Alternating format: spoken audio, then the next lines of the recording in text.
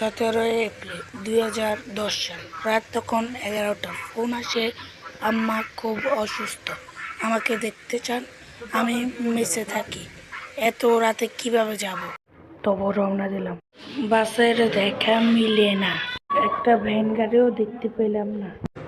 এখান থেকে হেঁটে যেতে কমপক্ষে 1 ঘন্টা লাগবে। কি আর করার, যেতে তো হবেই।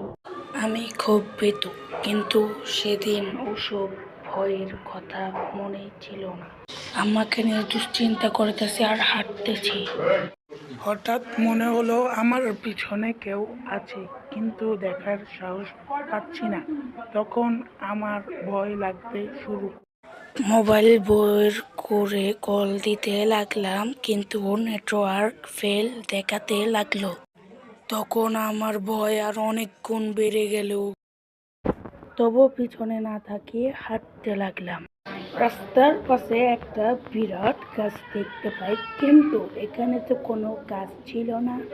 আল্লাহ আল্লাহ করতেছি, দেখি গাছ থেকে একটা লোক ফাঁসি দেয়া অবস্থায় ঝুলতেছে।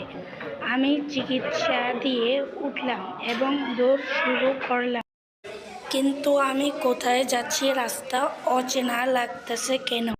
হঠাৎ মনে একটি মেয়েকে দেখতে পেলাম, একটু সাহস পেলাম। কিন্তু এত রাতে এই মেয়েটি কি করে? মেয়েটিকে যখন জিজ্ঞেস করতে যাব, তখনই মেয়েটি গায়েব হয়ে যায়।